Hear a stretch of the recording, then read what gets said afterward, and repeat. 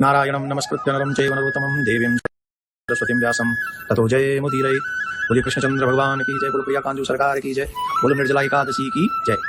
सभी श्रोता प्रेम पूर्वक इस वीडियो में हम और आप सभी निर्जला एकादशी कब है, उसका पारायण कब है, उसकी कथा क्या है, इस पे हम चर्चा करेंगे। याद रहे, इस निर्जला एकादशी की कथा को सुनने अथवा सुनाने से भी स्वर्ग की प्राप्ति होती है।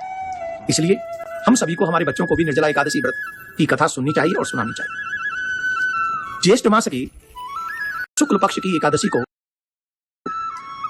किस नाम से जाना जाता है, उसकी कथा क्या है, उसका महत्व क्या है, धर्मराज ने भगवान श्री कृष्ण से ऐसा पूछा। तो भगवान श्री कृष्ण ने कहा, ज्येष्ठ मास की शुक्ल पक्ष की एकादशी का नाम निर्जला एकादशी है और यह बहुत ही पुण्यदायक है। जो भी जीव निर्जला एकादशी का व्रत करता है, इसका फल जानते हो क्या है?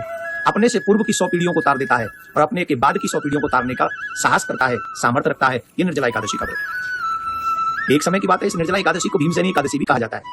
एक बार पांडवों के समीप वेदों के मर्मज्ञ, पुराणों के रचयिता ऋषि श्रेष्ठ श्री वेद व्यासी महाराज आए थे। उस समय धर्मराज से सत्संग करते हुए वेद व्यासी महाराज ने कहा, मनुष्य जीवन प्राप्त करने के बाद कृष्ण पक्ष और शुक्ल पक्ष की एकादशियों पर मनुष्य को अन्न का त्याग करना चाहिए, प्रयासरत होकर अन्न स्वीकार नहीं करना चाहिए।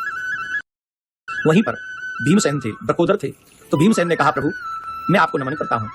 मैंने देखा है मेरी माँ, मेरे भाई और द्रौपदी ये एकादशी के दिन अन्न ग्रहण नहीं करते, परंतु मेरे से व्रत नहीं रहा जाता, मैं बिना भोजन के नहीं रह सकता।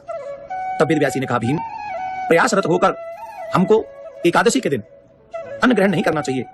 शुक्ल पक्ष और कृष्ण पक्ष की एकादशी को प्रयास इस बात का करें कि हम इस दिन अन्न ग्रहण नहीं करेंगे। उन्होंने कहा, प्रभु आप जो कह रहे हैं वो सब सही है, पर मेरे उदर में जो है बक्र नाम की अग्नि है, जिसके कारण मैं भूखा नहीं रह सकता। अब कोई ऐसा उपाय बताओ, मैं इतने दिन तो भूखा नहीं रहूंगा प्रभु, जिससे मेरा भी कल्याण हो जाए। तब वेद व्यासी महाराज ने कहा, तुम ज्येष्ठ मास की शुक्ल पक्ष की एकादशी, जिसे निर्जला एकादशी कहते हैं, अगर तुम इस व्रत को करोगे तो एक ही व्रत से तुम्हें समस्त एकादशियों का फल प्राप्त हो जाएगा। तो कैसे रहना चाहिए? बोले ब्रह्म मुहूर्त में उठना चाहिए, स्नान करना चाहिए, स्नान के बाद संकल्प करना चाहिए और फिर लक्ष्मी नारायण भगवान का पूजन करना चाहिए।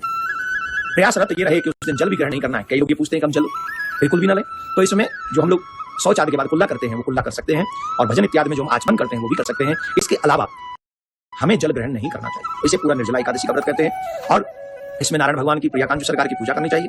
इस दिन ज्यादा ज्यादा भजन करना चाहिए। रात्रि में विशेष प्रयास इस बात का करे कि मुझे इस दिन रात्रि में जागरण करना है, क्योंकि रात्रि में जागरण करने से बहुत बड़ा फल इसका प्राप्त हो जाता है। तो वेद व्यासी महाराज के कहने पर भीम ने इस कठोर व्रत को किया और इसीलिए इस जगह निर्जला एकादशी का नाम जो है वह भीमसेनी एकादशी भी हुआ। इस दिन दान पुण्य करने का बहुत बड़ा फल है। जो भी मनुष्य दान पुण्य करते हैं, भजन करते हैं, तीर्थ करते हैं, उसका बहुत बहुत बहुत बड़ा फल है। अब हम आपको बताते हैं कि निर्जला एकादशी व्रत कब है।